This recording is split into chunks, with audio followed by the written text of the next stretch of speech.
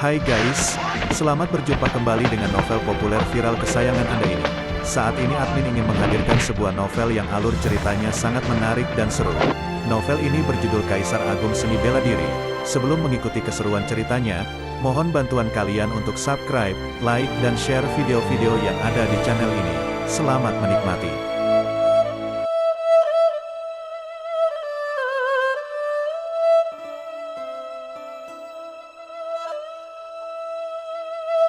Kaisar Agung Seni Bela Diri, Bab 341, 4 Menara Ujian. Setelah Luo Mengyao pergi, Luo Xiu mengatur pikirannya dan menenangkan hatinya hingga stabil.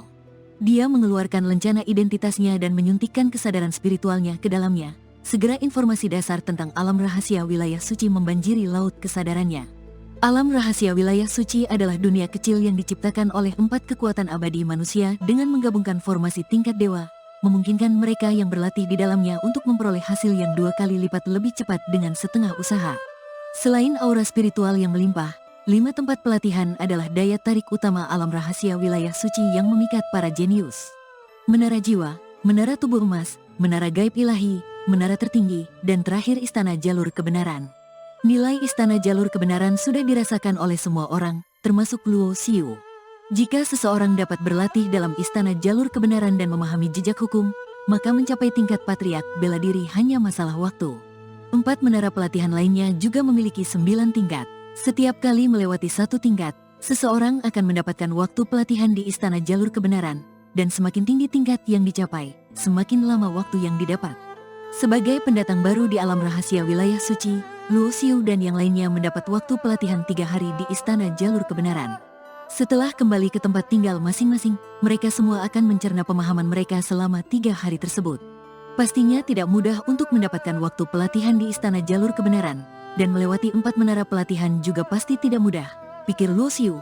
Kemudian dia memutuskan untuk tidak mencoba menara pelatihan, melainkan berlatih dalam kamar, mengintegrasikan pemahaman tentang hukum kematian dari 3 hari terakhir. Dengan mudra tangan, dia memusatkan dirinya dan segera tenggelam dalam pemahaman hukum kehidupan dan kematian.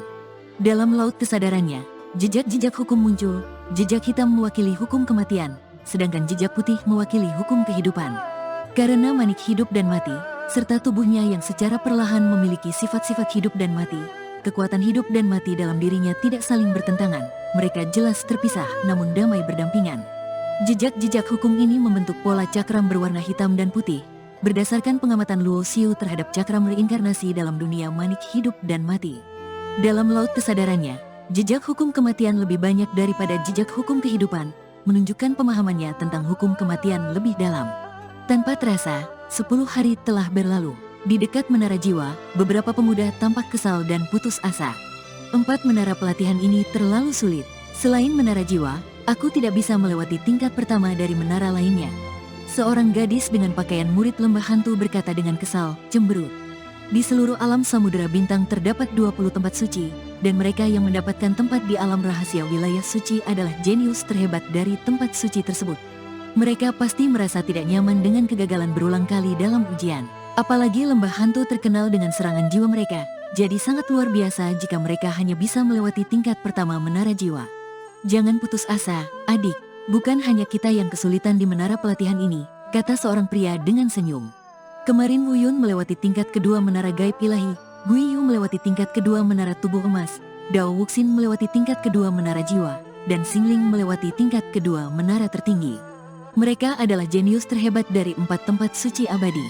Namun, tampaknya Menara Tertinggi lebih sulit daripada menara lainnya, jadi Xingling lebih unggul. Setelah mencoba Menara Jiwa dan gagal, mereka berbicara pelan sambil berjalan kembali ke tempat tinggal mereka. Aku melewati tingkat pertama Menara Jiwa dan mendapat 3 hari waktu pelatihan di Istana Jalur Kebenaran. Setelah itu, aku pasti bisa melewati tingkat kedua Menara Jiwa. Gadis dari lembah hantu itu kembali bersemangat. Para jenius dari tempat suci memang penuh kebanggaan, tapi mereka juga memiliki ketahanan mental yang baik. Namun, teman-temannya tidak merespons. Mereka malah melihat ke depan dengan mata mengerut.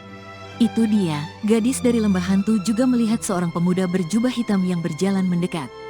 Pemuda berjubah hitam itu adalah Luo Xiu. Setelah memilih tempat tinggal, banyak pemuda berbakat yang segera mencoba 5 menara pelatihan. Sementara yang lain, seperti Luo Xiu, memilih untuk mengintegrasikan pemahaman mereka di Istana Jalur Kebenaran terlebih dahulu. Dalam 10 hari, banyak dari mereka, termasuk Wu Yun, telah mencoba kelima menara tersebut. Karena teknik dan fokus latihan yang berbeda, kekuatan utama setiap orang juga berbeda, sehingga beberapa orang berhasil di menara jiwa, sementara yang lain menghadapi kesulitan. Setelah beberapa waktu, para pemuda berbakat ini mulai menyimpulkan beberapa pengalaman. Mereka yang berfokus pada kekuatan jiwa biasanya memilih menara jiwa, dan menara lainnya menjadi jauh lebih sulit. Mereka yang memiliki tubuh fisik yang kuat memilih menara tubuh emas. Mereka yang memiliki energi sejati yang kuat memilih menara gaib ilahi, dan menara tertinggi menguji kekuatan tempur secara keseluruhan. Luo Xiu sepertinya akan mencoba menara jiwa. Dia telah berlatih selama 10 hari ini.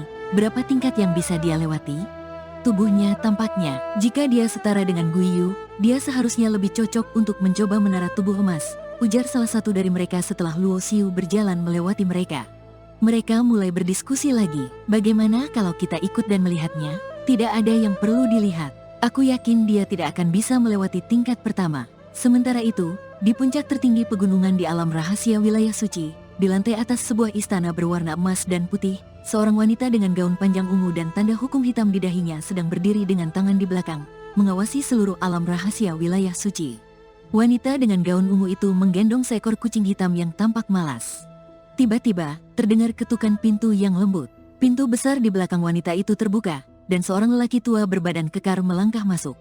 "Ada urusan apa, Tuan?" tanya wanita dengan gaun ungu itu sambil perlahan berbalik, menatap lelaki tua yang masuk.